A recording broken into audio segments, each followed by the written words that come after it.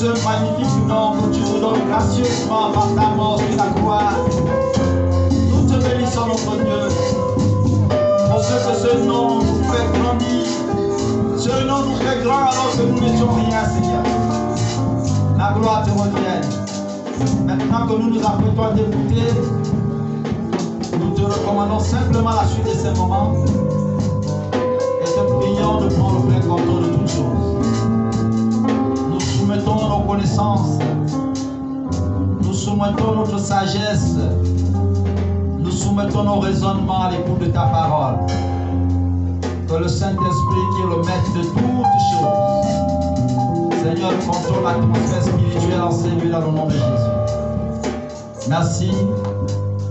Père, parle afin que ton peuple t'écoute. Gloire à ton nom. Amen. Amen, amen. Bonjour à tous.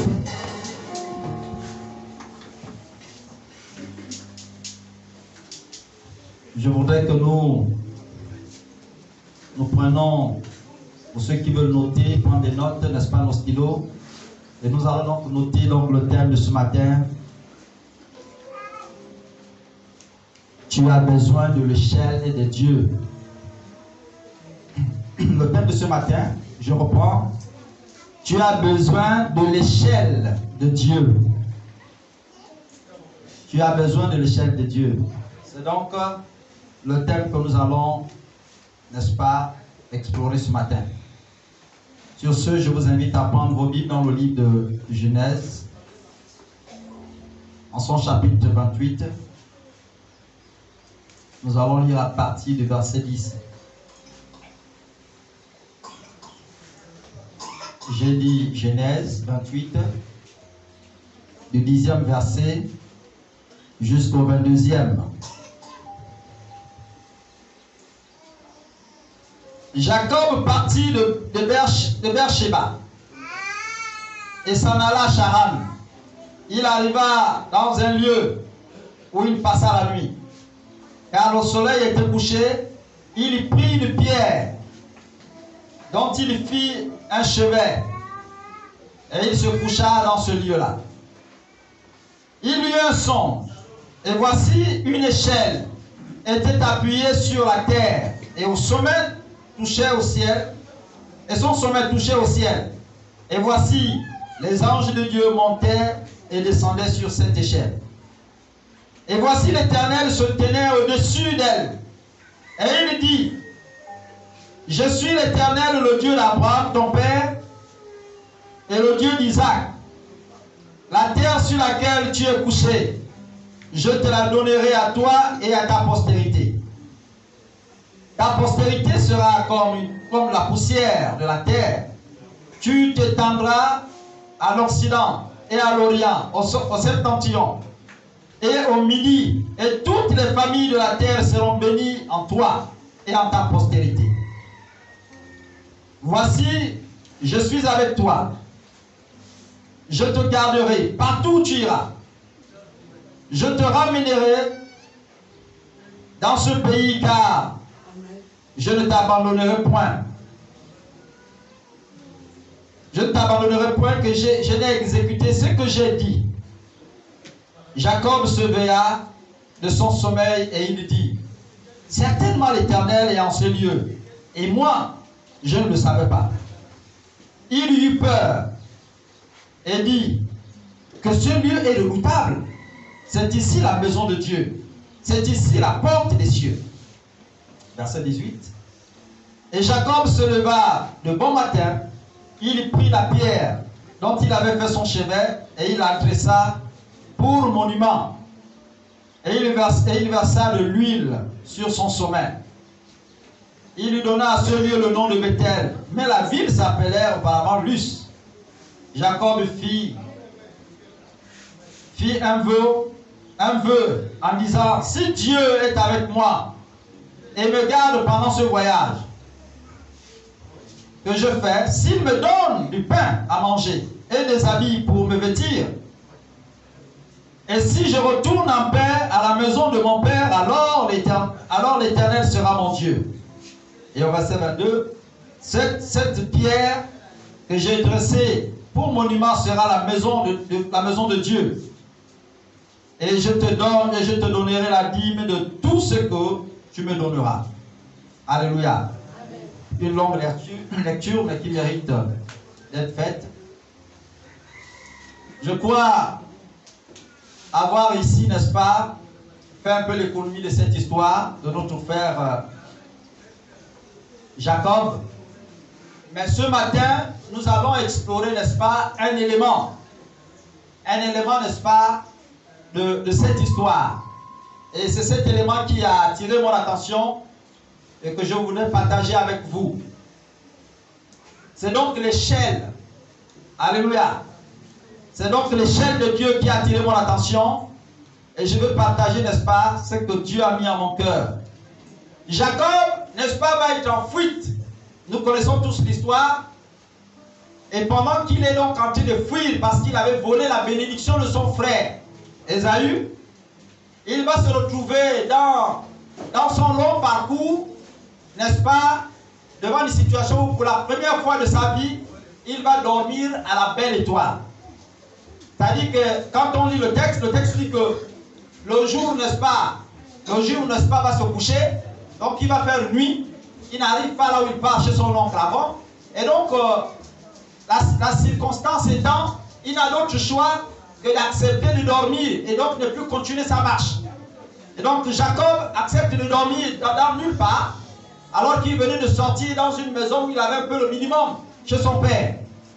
Et là il arrive, il dort. C'est donc dans ce sommeil que Dieu va lui apparaître. C'est donc pendant la nuit. Alléluia. Pendant qu'il est dans le noir, il n'a certainement pas de lumière, il n'a certainement pas de lampe. Parce que, souvenez-vous, il n'a pas quitté la maison de son père, n'est-ce pas, de manière ordonnée, de manière organisée. Il allait de façon précipitée. Parce que son frère avait juré fureur de le tuer, coûte que coûte. Et en ce moment-là, la mère lui dit, ramasse tout pour toi et va-t'en.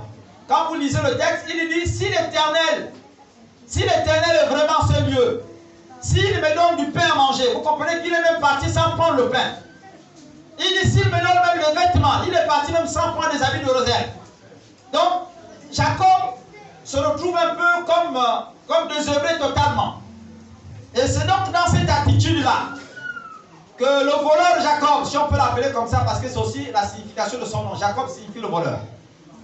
Que le voleur Jacob va dormir à la belle étoile, il n'a pas le choix que d'accepter cette condition parce que la nuit est tombée, il n'a pas de torche, il n'a pas le feu. Comment fera-t-il? Et dans cette attitude, dans ce noir, où il craint d'une part que son frère peut le poursuivre, parce que c'était un habit de chasseur, il pouvait le poursuivre jusqu'à le retrouver tué. D'autre part, il craint que les loups, les lions, donc les bêtes sauvages qui sont là, féroces et sauvages qui sont là dans la nature, peuvent s'acharner contre lui parce qu'il n'a même pas une arme, il ne peut pas se défendre. Il ne peut même pas éclairer pour qu'une bête fuit. Donc Jacob se retrouve dans une espèce d'angoisse. Dans une espèce d'angoisse. Et il va donc se poser un nombre de questions, Jacob. Il dit, mais Seigneur, si réellement tu as prévu ta bénédiction comme ça, si tu as prévu que je passe par ces moments-là, Seigneur, parle-moi. Comment, Seigneur, je me retrouve là, je crains de mourir, je me retrouve dans des situations difficiles. Seigneur, comment est-ce possible?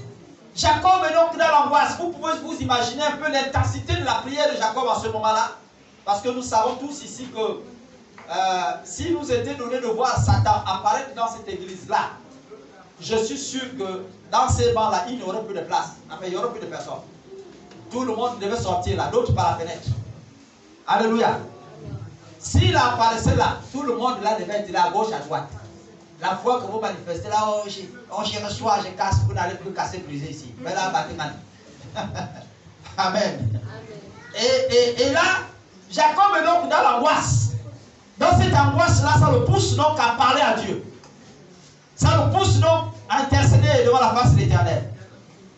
Et Dieu donc qui est fidèle, ne va pas rester insensible. À une heure avancée de la nuit, Dieu va intervenir. Et Jacob va voir, n'est-ce pas, le ciel s'ouvrir. Alléluia. Le ciel va s'ouvrir. Quand Jacob lève les yeux dans son songe, il regarde, dans ce ciel-là, il y avait l'échelle qui descendait, l'escalier. L'escalier descendait, ça partait du ciel, là où c'était ouvert, et ça descendait jusqu'à la terre. L'échelle. Et de là, pendant qu'il observe bien, il se rend compte qu'il y a un homme grand et redoutable qui tient cette échelle. Et c'est cet homme-là, Dieu, qui le parle. Et Dieu le dit, je suis le Dieu d'Abraham, d'Isaac. Alléluia. Et Dieu ne verse sur lui, n'est-ce pas, une multitude de bénédictions. Ce qui commence par m'intriguer dans cette histoire, bien aimé, c'est que ici, Dieu va aller à la rencontre d'un homme, pas n'importe lequel, un voleur, Moïse. Donc, un Dieu saint, à la rencontre d'un malsain. Alléluia. Et Dieu qui est saint redoutable, écoutez-moi bien. Écoutez-moi bien. Quand je repense cette histoire, au moment où Jacob prie pour demander à Dieu de se révéler à lui, pour demander à Dieu de le secourir, pour demander à Dieu que la bénédiction d'Abraham qu'il avait promis soit sur lui, si Dieu s'était révélé en lui montrant son image à lui, Jacob, dans l'enfer, c'est-à-dire que dans le feu ardent, en train d'être chicoté, en train de souffrir, Jacob n'aurait jamais douté de ça. Est-ce que vous comprenez? Pourquoi? Parce que Jacob avait péché, il avait volé ce qui ne lui appartenait normalement pas. C'est-à-dire selon les règles des hommes, son grand frère devait hériter et donc lui il a volé. Donc Jacob était impur. Alléluia. Jacob était impur. Donc un homme impur prie Dieu et Dieu se révèle en lui. À nos yeux, ce n'est pas une catastrophe. Si un païen venait ici dans cette église, il vient ici, nous tous nous connaissons la vie de cet homme-là, Potos-là. Une prostituée que nous croisons tous les jours là, à la maison du couloir ou au couloir de enfin, nous avons appelé ça le couloir la vie, mais celui qui était appelé le couloir la mort. Une prostituée rentre ici là, les habits déchiquetés comme à leur habitude. Elle vient ici, l'Éternel m'a parlé de cette église. Oh Dieu, c'est mieux. Nous allons commencer à chasser l'esprit du Python. C'est Python, nous te chassons. Sors Python. Alléluia. Et si, c'est-à-dire quand je revisite cette histoire, si Jacob avait vu dans le songe l'image que lui-même il se retrouvait dans l'enfer, Dieu est en train de chicoter, il aurait dit Amen, parce que j'ai péché contre l'Éternel. Parce que ça fait partie de la mentalité de l'homme. Un homme impur devant un Dieu saint, mais comment un Dieu saint va se révéler à un homme impur? Ça a commencé comment? Mais c'est ça que Dieu va faire, frère. Jacob va recevoir une réponse à sa prière. Et Dieu va lui rappeler les promesses qu'il a faites à son père. Souvenez-vous avant, quand vous lisez les chapitres précédents, son père le bénit. Quand son père Esaïe le bénit, il lui donne la bénédiction d'Abraham. Est-ce que vous comprenez? Mais la bénédiction d'Abraham, c'était laquelle? Il dit, je te bénis, tu seras fécond, ta descendance sera plus nombreuse même que les grains de sable, aussi nombreux que l'on regarde les étoiles. Ta descendance sera nombreuse comme ça. Si on peut compter les grains de sable qu'il y a, on pourrait compter ta descendance ainsi. Il dit, je te bénirai. Ceux qui vont te maudire, je les maudirai en même temps. Ça dit que Dieu bénit, n'est-ce pas, Abraham. Il bénit Abraham.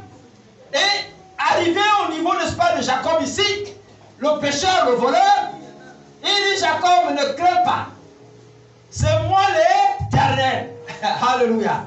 Il se présente comme étant le Dieu d'Abraham, ton père. Il dit, je suis le Dieu d'Abraham, ton père. En d'autres termes ou autrement, la bénédiction que j'ai déversée sur Abraham, je te la déverse aujourd'hui.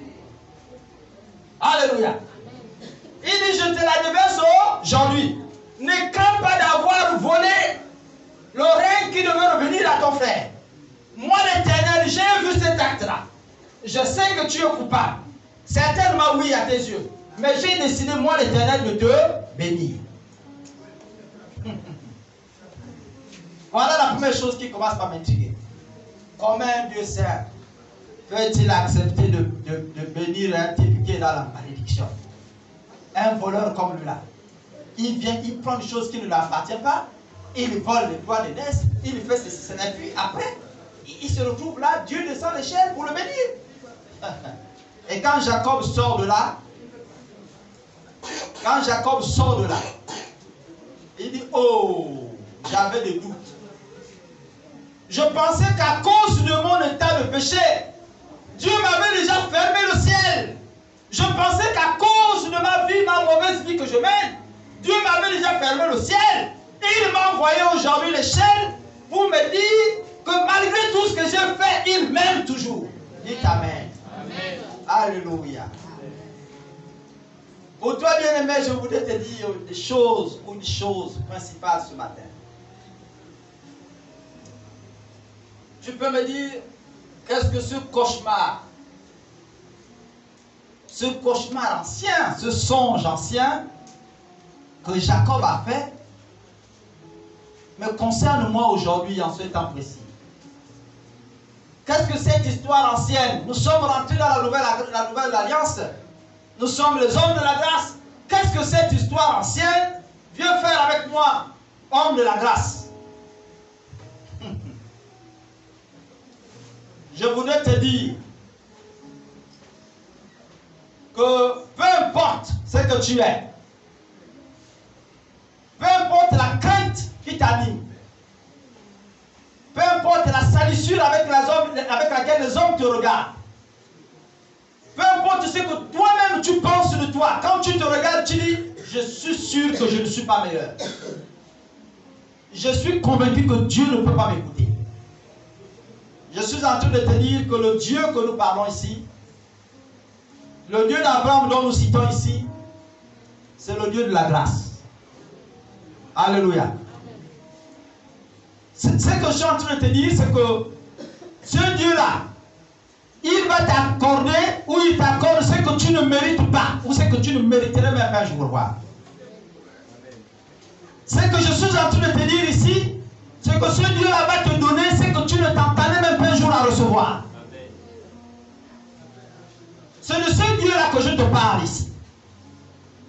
Jacob, un voleur, va voir le ciel s'ouvrir alors que logiquement il aurait pu voir le ciel se fermer devant sa prière.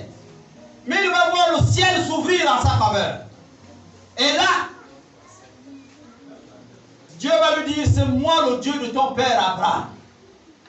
De même que j'ai béni Abraham, je prends cette bénédiction, je la pose sur toi. Tu seras nombreux. Et écoutez, ça dit, il dit, la terre sur laquelle tu te couches, je te la donne en héritage. Alléluia. Il dit, la terre sur laquelle tu te couches, je te donne en héritage. Quand Dieu te donne la terre, en d'autres termes, il dit, je te donne le monde comme héritage. Partout où tu iras, tu prospéreras. Alléluia. Regardez la suite de l'histoire de Jacob.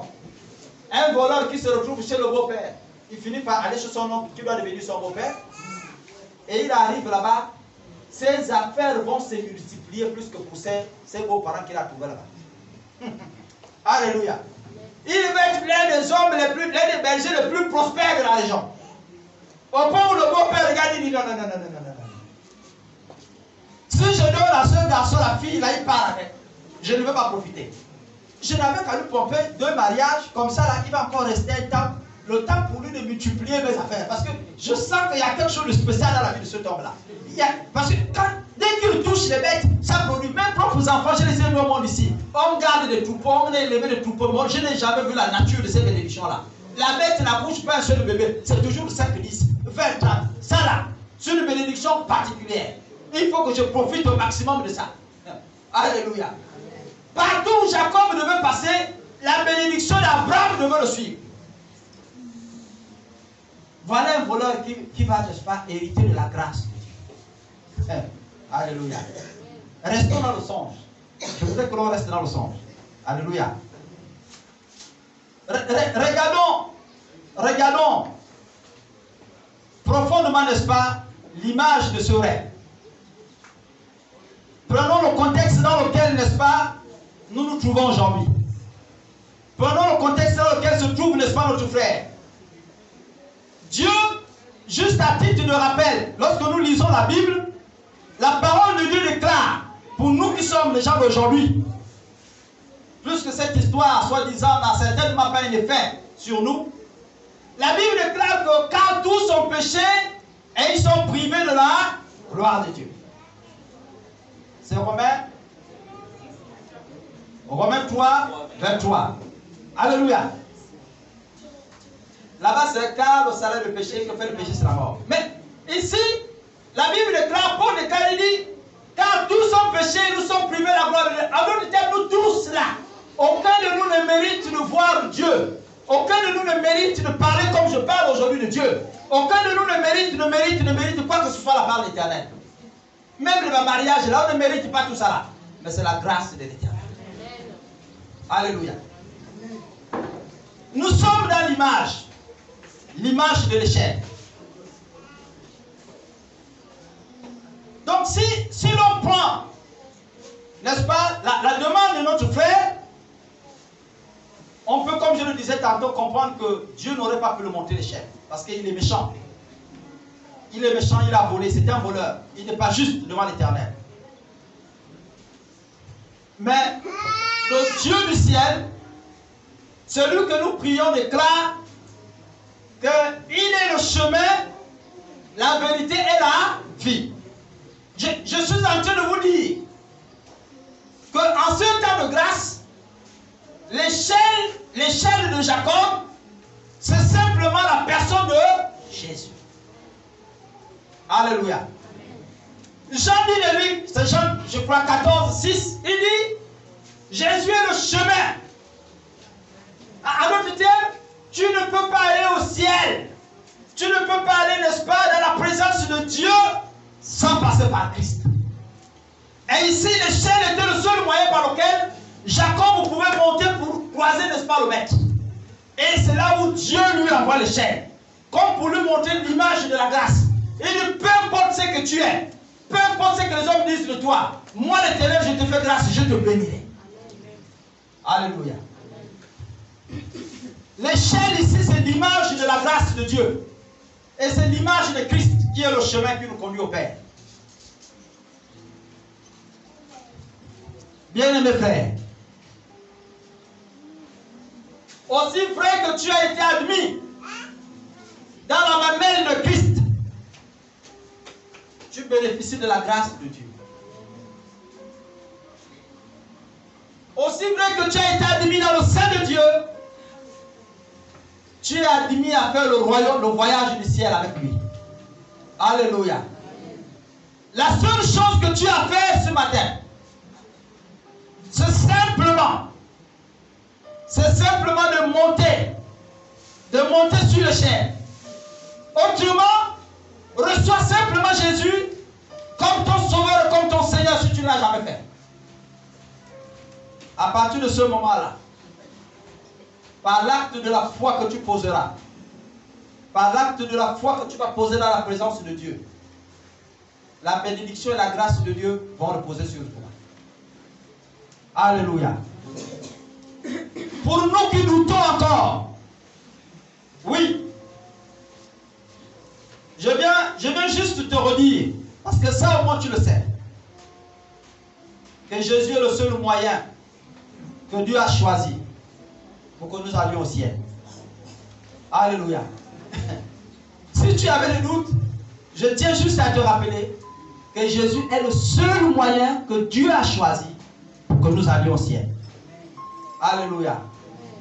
Pour conclure sur ce songe, nous voyons que Dieu lui-même tenait, n'est-ce pas, l'échelle au sommet. Alléluia. Dieu lui-même va tenir l'échelle au sommet. Souvenez-vous, n'est-ce pas, de la tour de Babel. Je veux faire un petit voyage là-dedans. La Bible dit que les frères, désireux d'être dans la présence de Dieu, désireux de former un groupe unique, vont construire une espèce de tour où ils vont vouloir voyager, n'est-ce pas, dans le ciel. Et là, ils vont construire, les toits vont monter, les murs vont monter, etc., etc. Arrivé à un certain sommet, la tour s'est détruite. Et toute la tour au sol. La Bible dit qu'ils sont tous finis morts. On parle de la tour de Babel. Ils sont tous morts. Parce qu'ils ont cherché eux-mêmes, par leur propre moyen, de chercher à rencontrer le Seigneur. Alléluia. Mais dans cette image de la tour de Babel, le danger pour les frères, c'est qu'ils étaient en train de construire, ils construisaient, et en haut là-bas, il n'y avait personne pour attraper la tour. Alléluia. Ici, cette échelle-là a un homme qui attrape en haut. Ce qui fait qu'elle est posée sur terre, elle a ses fondements sur la terre, et au ciel là-bas, quelqu'un a attrapé la tour. Au point où cette tour-là, n'est-ce pas, cette échelle-là ne pouvait pas bouger. Donc, peu importe le vent, les tempêtes qui pouvaient souffler, l'Éternel qui tenait en haut et qui avait posé sa base sur la terre, n'est-ce pas, ne pouvait pas laisser cette tour, et la tour ne pouvait pas se renverser. Autrement dit, le voyage que tu feras avec Dieu, le voyage que tu accepteras de faire avec Christ, est un voyage sûr. Sois sûr que tu ne tomberas jamais. Amen. Alléluia. Je voudrais que quelqu'un lise le verset 15. Sois sûr que tu ne tomberas jamais. Le verset 15 est révélateur, n'est-ce pas, de cette échelle et de la présence de Dieu, n'est-ce pas, au sommet de l'échelle. Quelqu'un au verset 15? Je voudrais que vous le lisiez, pas à pas, nous devons doucement, doucement.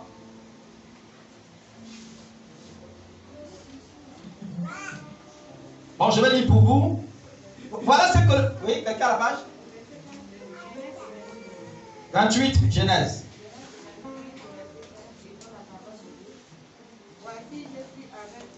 Amen. Voici, je suis avec toi. Je te garderai partout où tu iras. Je te ramènerai dans ce pays car je ne t'abandonnerai point.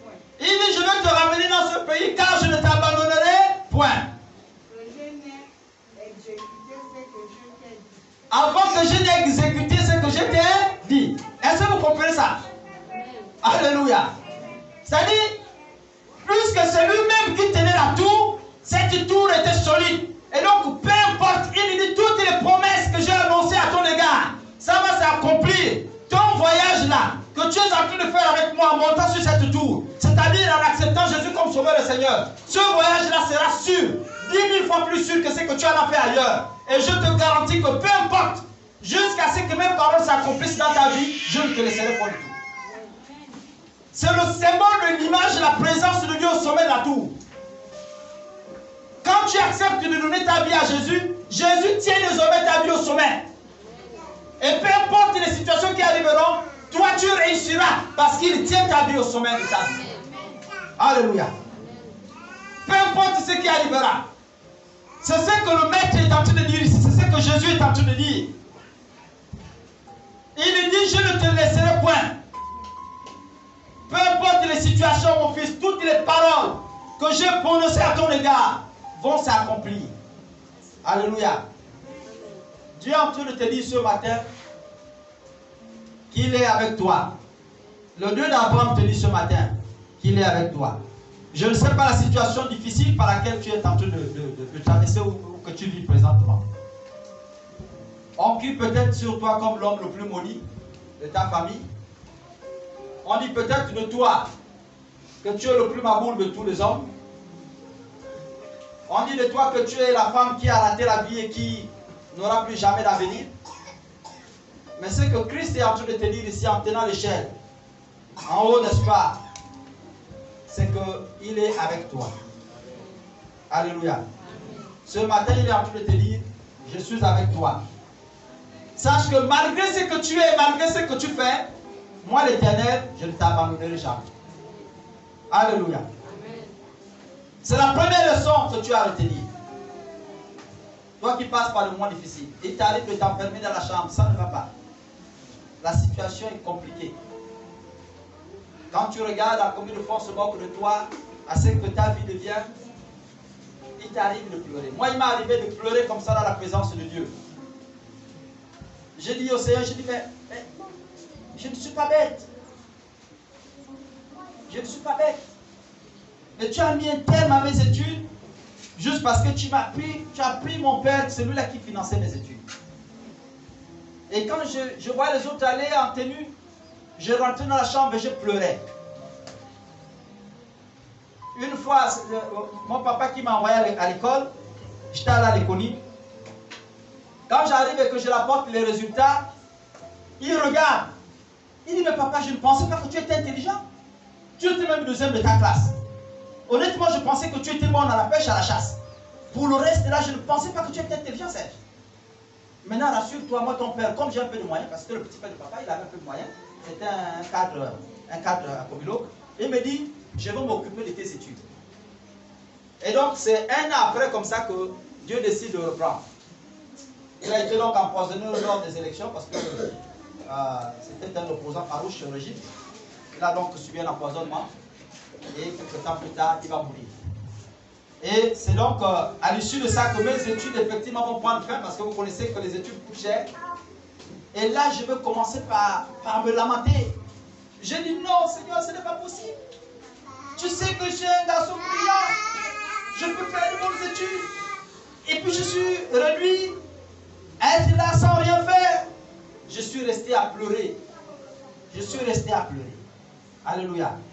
Jusqu'à ce que le grand frère décide de m'envoyer à Ondiba, suivre une formation. Je suis allé faire une formation à Ondiba et je peux vous garantir qu'en cette année, je suis sorti le meilleur dans tout le Gabon. C'est peut-être le premier. Quand nous arrivions en classe, nous avions des exposés à faire en présence du ministre, n'est-ce pas, le ministre de métier, c'est un peu comme ça on l'appelle, et donc de la formation professionnelle. Quand il passait dans notre établissement, certaines matières ou certains éléments qui étaient difficiles d'explication, c'est moi qui mettais devant. Moi j'arrivais, comme c'était les affaires de fini partie. Donc les autres classes là, le professeur me mettait à côté, il dit attends d'abord c'est monsieur, moi je veux partir, je vais essayer, si ça ne passe pas, bon on reviendra demain monsieur. Et comme c'était un gars de Mwanda, on se tutoyait un peu, on se connaissait un peu bien. Et donc, tous les autres classes là, ça ne marche pas. Ah, mais demain le ministre va arriver, qui va faire l'exposé sur ça là? Mais qui va travailler sur le demandeur? Et puis quand j'arrive là, j'ai dit monsieur, laissez-moi essayer. Quand je fais la démonstration, il me dit bon, il y a autre chose à dire. Les autres disent non monsieur, c'est lui qui va exposer, c'est lui. Donc quand le ministre arrive, dans les archives, si je me souviens des dates, je vous renvoie à l'Union, vous allez voir les photos. Parce que c'est des choses qui ont été archivées, le ministre. Donc du coup, quand le ministre arrive, c'est maintenant moi qui le présente de la classe, c'est moi qui le présente des objets, c'est moi qui lui fais la démonstration de tout ce qu'il y avait autour. Et cette année-là, j'étais sorti majeur de ma promotion. Et Dieu donc a fait grâce. Aujourd'hui, quand je regarde mon parcours passé, je regarde à ce que je suis aujourd'hui, je ne regrette pas d'être ce que je suis. Et d'être ce que Dieu a fait de moi. Alléluia. Dieu a tenu mon échelle. Il a tenu au sommet mon échelle. Et je crois que toi aussi, il peut tenir ton échelle. Alléluia. Il dit ici, ça c'était le A. Et deuxièmement, il dit, donc le petit B, je te garderai partout où tu iras. Partout où tu iras. Il dit, je te garderai. Bien-aimé, peu importe. Ce sont les frères de Noumaï qui nous ont chanté Bakimaba Bela, Akimaba Dia. C'est ça. Voilà. Akimaba Bela, Akimaba Dia. Donc, si ici, là, en France-ville, tu estimes que tu es dans une situation de malheur, ça ne va pas, c'est compliqué, ça. Ta bénédiction n'est pas seulement français-villoise. Toi qui es chrétien, ta bénédiction n'est pas seulement français-villoise. L'Éternel enverra, peu importe là où tu iras, ta bénédiction accroître. Si ça a l'embarrassé, tu vas croître dans la présence de Dieu. Parce que tel est ton destin. Alléluia. Je servais Dieu dans l'une des plus grandes églises de notre région, c'est Maboukou. Et ce n'était pas l'un de moi des serviteurs. je m'occupais des départements d'évangélisation. Et donc j'étais toujours visible. Plus loin, j'étais donc responsable du mouvement des hommes sur le plan local, et après j'étais responsable des hommes sur le plan régional, donc dans le Haut-Togo. À l'époque, nous n'avons qu'une seule région. On gérait le Akumba, tout. Et donc, à ce moment-là, ça aurait été normal, normalement logique, que je me marie en prenant une soeur qui vient de Maboukou. Mais tellement ma bénédiction était large, qu'il m'a permis de trouver une femme où c'est à Yéni. Ta bénédiction, n'est-ce pas, elle est grande. La Bible dit ici que là où tu es couché, et ici là, le symbole de coucher ici signifie simplement que Jacob ne faisait rien. Ça dit que ce n'est pas parce qu'il a fait les efforts qu'il a vu la présence de Dieu. Ça dit, ce n'est pas parce qu'il a fait les efforts qu'il est monté vers l'Éternel. Non. Ce n'est pas un mécanisme qu'il a mis sur pied. Ce n'est pas ton temps de jeûne et de prière. Les systèmes que tu as mis les Kambuka tous les jours, tous les samedis là qui vont t'amener au ciel. Ce n'est pas ça. C'est que la Bible dit, c'est qu'il était couché. C'est-à-dire dans son état là, il est dans l'inconscience totale. Il ne pratique aucune activité. Il ne fait rien du tout. Il n'y a pas d'effort qu'il fournit. Mais dans cette situation-là, Dieu s'est révélé à lui. Est-ce que vous comprenez? Il dit sur le sol où tu es couché. Il dit, je te donne ce sol-là d'héritage. C'est-à-dire, malgré le fait que tu ne fais pas d'effort, moi l'Éternel, j'ai décidé de te donner cet endroit-là en héritage. J'ai décidé de te bénir. Peu importe la situation, la ville où tu iras, Dieu te bénira. Ce n'est pas parce que tu as fourni des efforts. Est-ce que vous comprenez ça? Mais parce que celui qui tient l'échelle de ta vie est au sommet et il a promis de te bénir. Et il a dit que ces paroles-là, elles vont s'accomplir toutes. Elles vont s'accomplir toutes. Alléluia. Petit C, il déclare ici, il dit, je t'amènerai jusqu'à ce que tu arrives là où tu dois arriver. Donc n'aie pas peur. Jacob avait peur, il craignait que les bêtes le mangent en chemin. N'aie pas peur, Dieu permettra que ton voyage arrive jusqu'à son terme. Alléluia. Ton histoire n'est pas encore finie. Amen. Aussi longtemps que tu vis encore, Dieu a un mot à dire dans ta vie. Amen. Alléluia. Amen. Laisse les hommes dire ce qu'ils ont à dire. Mais dis-toi toujours, intérieurement, dans ta souffrance, dans l'intensité de ta prière avec Dieu, dis-toi, Dieu a un mot dans ma vie. Alléluia. Amen. Pour terminer, je voudrais te dire que si Dieu tient ton échelle, il va amener à accomplissement total des promesses qu'il t'a faites. Toutes les promesses qu'il t'a faites dans la Bible. S'il a dit, et voici, je serai avec vous tous les jours jusqu'à la fin du monde, il sera avec toi tous les jours jusqu'à la fin du monde. Dans les bons moments, comme dans les moments difficiles, l'Éternel, ton Dieu, sera avec toi tous les jours jusqu'à la fin du monde. Ce n'est pas parce que les hommes t'ont jugé que ça a changé la trajectoire de la bénédiction de l'Éternel dans ta vie. Elle restera, elle demeurera, elle sera toujours là. Nous allons nous lever et nous allons prier le Seigneur.